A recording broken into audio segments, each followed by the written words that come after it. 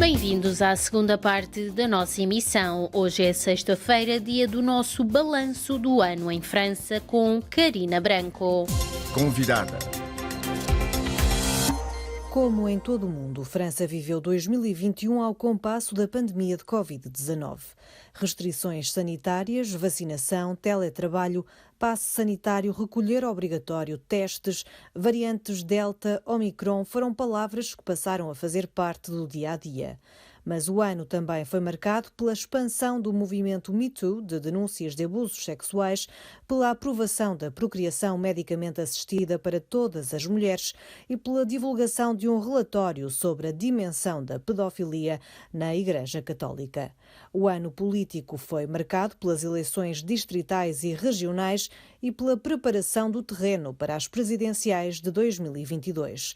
Para fazer um balanço sobre 2021, temos connosco Luísa Semedo, doutora em Filosofia Política e Ética, que começa justamente por falar sobre a gestão da pandemia de Covid-19 em França. Eu tenho tendência para ser um bocadinho, ter alguma precaução em relação à questão da pandemia. Em relação a outros temas sou talvez um bocadinho mais firme, mas em relação à questão da pandemia eu penso que estamos todos a aprender enquanto a pandemia está a acontecer, não é? E, portanto, tenho alguma tolerância em relação à maneira de gerir do governo, porque lá está, eu acho que é uma questão tão complicada que eu acho que nós nem sequer temos acesso a tudo aquilo que se passa nos bastidores. Não consigo ser completamente negativa ou muito crítica. Imagino que tentam fazer do melhor, acho que é de facto uma questão demasiado grave para haver algum tipo de quesílias e de separações neste caso. Acho que precisamos estar todos juntos nisto, não é? A não ser, talvez, uma falta de apoio àqueles que são mais necessitados, de facto, e aqueles que mais perderam com a pandemia. Aí sim, acho que de maneira objetiva, acho que o governo não esteve à altura, mas se não, em relação a tudo o que é mais medical, não tenho nada de especial a dizer. Não sou especialista na matéria. Em França já se começou a vacinar a terceira dose, portanto as pessoas, de uma forma geral, os adultos já o podem fazer, todos os que o desejarem, enquanto que há países, por exemplo em África, onde a primeira fase ainda não está concluída. O que é que isto suscita? Por acaso é uma das matérias onde também podemos criticar, por exemplo, Emmanuel Macron, foi que no início, tanto Emmanuel Macron como outros líderes ocidentais, assim se pode dizer, tinham um discurso muito humanista e diziam que estava aqui uma nova era, um novo mundo que ia começar. Era evidente que estávamos todos no mesmo barco e que, portanto, iria haver, por exemplo, em relação às vacinas, havia haver partilha para todo o mundo. O que se viu muito rapidamente foi que não, que cada um se fechou no seu próprio interesse, na sua própria nação, ou no seu próprio grupo um bocado mais estendido, não é? Neste caso a União Europeia, mas que os países africanos ou da América do Sul ficaram completamente para trás. Sim. Outro tema que marcou a França este ano foi o início do julgamento dos atentados do 13 de novembro. O que é que espera deste julgamento? Como é que tem acompanhado o julgamento? É preciso, eu acho que ainda não houve uma verdadeira discussão sobre todos estes atentados. Eu acho que ainda não houve uma discussão no sentido de darmos todos conta coletivamente do quanto ficámos traumatizados enquanto cidadãos a viver em França. E por isso nós temos, de um lado, uma extrema-direita que vai completamente monopolizar a palavra sobre este assunto e, obviamente, manipular e fazer propaganda, e depois temos outra parte que não fala especialmente sobre isto, como se, pronto, vamos passar para a frente, sem entender a psicologia também do cidadão. É normal que haja um certo traumatismo. E acho que o tribunal, acho que é importante porque também é uma maneira de fazer isto, de refletir sobre o traumatismo, não é? E de saber que é possível numa sociedade democrática fazer estes julgamentos, ou seja, tentar ultrapassar algo que é absolutamente horrível através da lei, através de uma certa ordem, através de uma certa também empatia. Por vezes, quando ouvimos alguns testemunhos, foram importantes, as vítimas, para elas foi importante poder falar, poder testemunhar, e acho que foi importante para todos, apesar de não termos vivido isso de forma direta. Acho que partilhámos todos da dor, daqueles que perderam alguém ou daqueles que ficaram traumatizados por terem visto aquilo que viram. e, portanto, acho que é um momento coletivo também, apesar de ser insuficiente ainda, eu penso. A 29 de junho acabou por ser adotada a PMA, Procriação Medicamente Assistida, para todas as mulheres que o desejarem, portanto, nomeadamente solteiras, homossexuais. O que é que representou este avanço nesta lei em França? Foi um avanço muito importante. É preciso saber que a França, nestas matérias, apesar de uma imagem um bocado progressista no mundo, acaba por ser bastante conservadora. Demorou imenso tempo até termos o casamento para todos. Houve imensas manifestações, o que não se verificou em outros países, como por exemplo Portugal, que é um país normalmente mais reservado e mais católico. Portanto, as forças, que se pode dizer reacionárias em relação a estas matérias, têm bastante força em França, não é? E então demorou imenso tempo até passar esta lei, e até então, daquilo que eu conheço, não é? Que eu conheço algumas amigas que passaram por isso, tiveram que ir a outros países, não é? Gastar imenso dinheiro, correr riscos até a nível de saúde, para poder ter uma família, não é? Para poder ter um filho, e portanto é um grande avanço, apesar de vir tarde, e saber que neste momento há eventualmente uma grande lista de espera, não é? Porque demorou imenso tempo e há muitas mulheres que estavam à espera deste avanço. Ao mesmo tempo, continuou em França, como um pouco em todo o mundo, o movimento Me Too. Houve pelo menos uma grande marcha em novembro em Paris. Continua também aquele movimento de grafites nas ruas de Paris, de mensagens, as colagens a lembrar a violência de género, do qual a Luísa também fez parte. Sim. Enfim, tudo isto representou alguma evolução na reflexão coletiva sobre a violência de género e a influência do patriarcado na sociedade ainda hoje? Sim, eu acho que é uma evolução absolutamente essencial, apesar de, evidentemente, também mete a nu tudo aquilo que ainda é preciso fazer, portanto há alguma frustração, eu compreendo isso, mas é também preciso ver que há de facto progresso, nem que seja no facto de hoje é absolutamente impossível não falar nessa matéria, fingir que isso não acontece. E não é por acaso que temos tantos casos que vêm ao de cima, porque a palavra das mulheres, de facto, está-se a liberar e, portanto, é absolutamente normal e vai haver mais casos. É evidente que isto vai acontecer. Não é de toda uma moda, não tem a ver com moda, não tem a ver com, de repente lembramos-nos. Não tem a ver com, de repente, existe um terreno propício para que isso aconteça, porque as mulheres vão se sentindo, felizmente, um bocadinho mais seguras de poder falar, um bocadinho mais seguras de que a sua palavra tenha crédito. Apesar de, e aí é que está a parte da frustração, cada vez que uma mulher fala, ela é atacada de uma maneira absolutamente ainda selvagem. Quer dizer, as forças do patriarcado ainda estão bem presentes nisto. Mas é normal, pronto, faz parte. Obviamente, se uma mulher está calada, não acontece nada. Quer dizer, ainda acontece, mas a riposta é menos violenta. Uma mulher fala, a riposta é mais violenta, é assim. Mas é assim também que o progresso se faz. E é a prova mesmo, esta resposta que é violenta, como é que eu ia dizer, a demonstração de que de facto as mulheres estão a avançar e estão a criar de facto o medo, ou seja, lá está o medo a mudar de campo. Em relação ao medo mudar de campo, houve outra polémica e outro escândalo em França. A Comissão Sauvé publicou um relatório sobre os abusos na Igreja Católica, com mais de 200 mil vítimas desde os anos 50. Este é um tema que também agitou as consciências e acha que ajudou a mudar alguma coisa ou ficou tudo na mesma?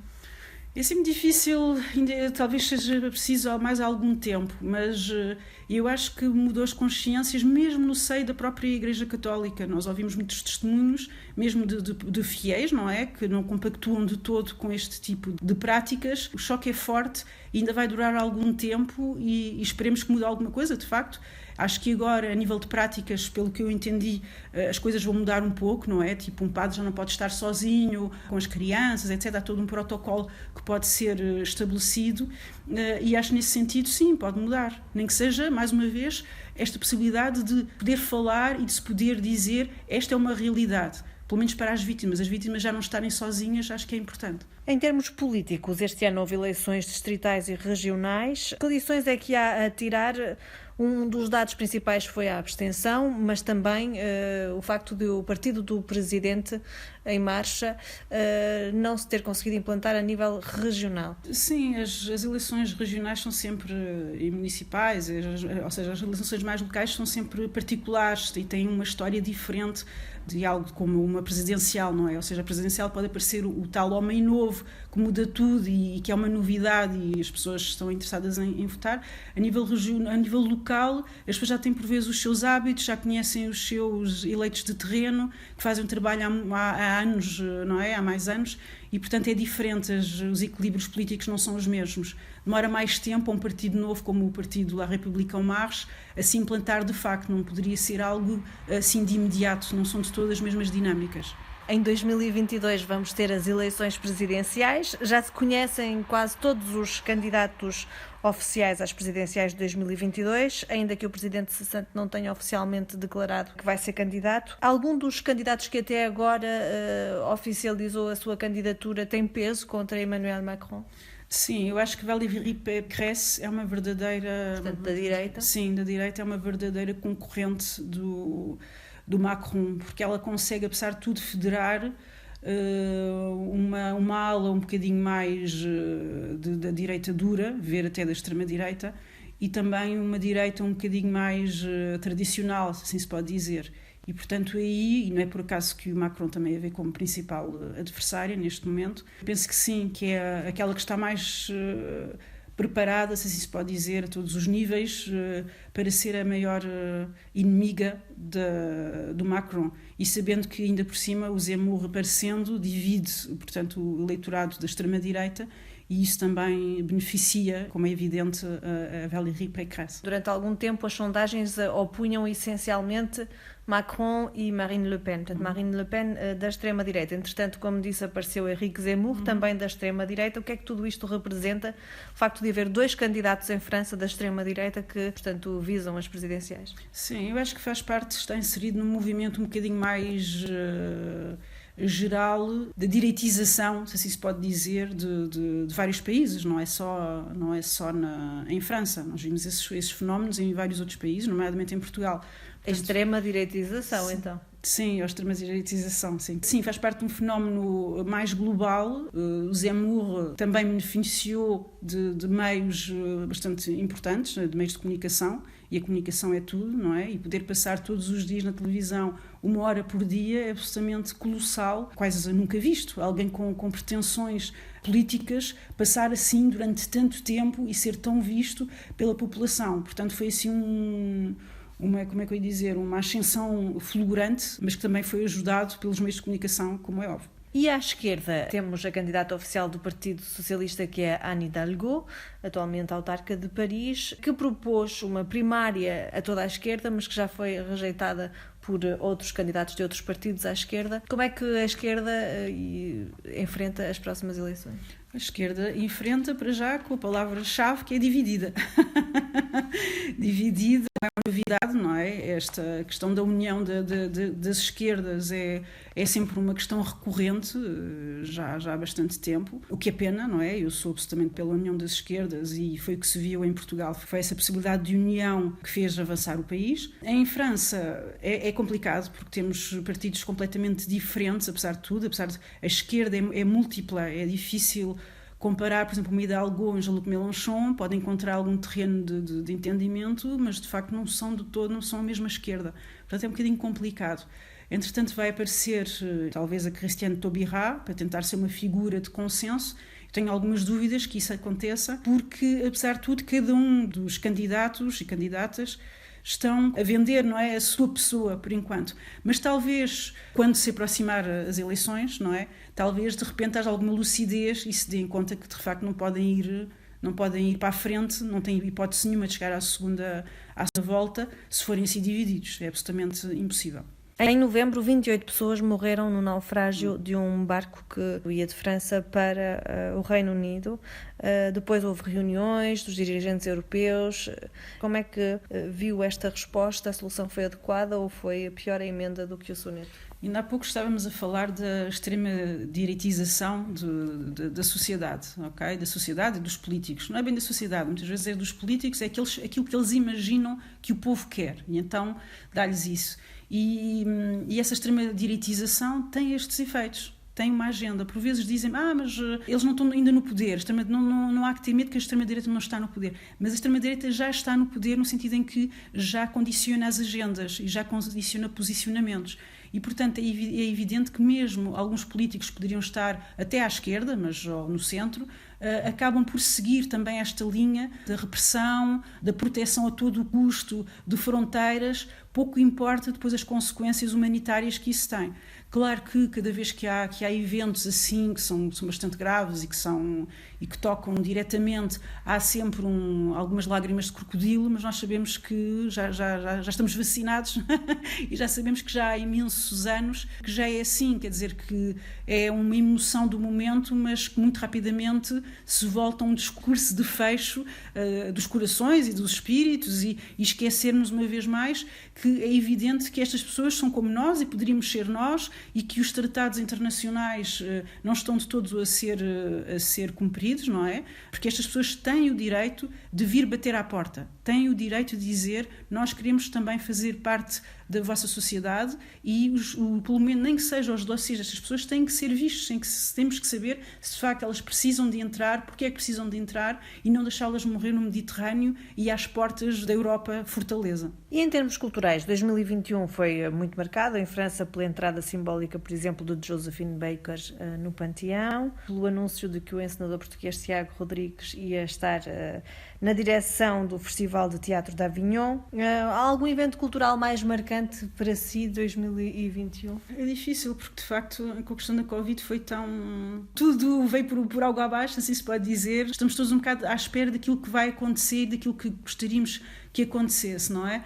Em relação à questão da Joséphine Baker, sim, foi de facto um símbolo absolutamente enorme e foi um símbolo não somente cultural, mas também político. Todo o discurso à volta desse evento foi bastante político sobre que França queremos hoje, qual é a identidade da França, que são questões que estão muito presentes, não é? As questões culturais que acabam por ser questões também identitárias e políticas. E, portanto, sim, ainda o Macron utilizou a questão da Joséphine Baker também para se contrapor à imagem que Zemmour tem da França.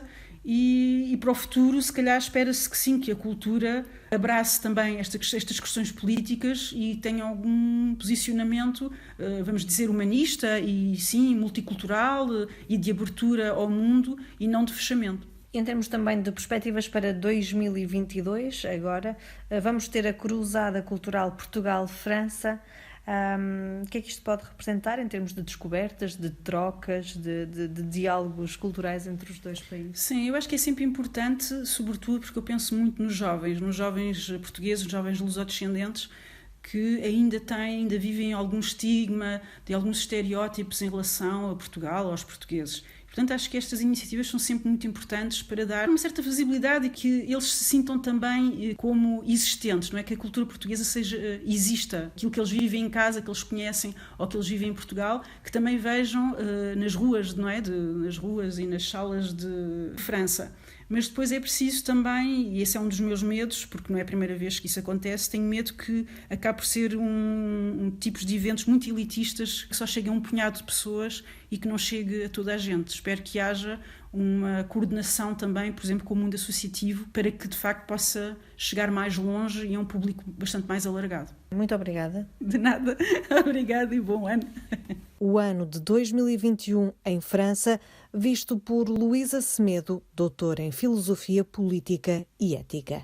A RFI deseja-lhe um bom ano novo de 2022.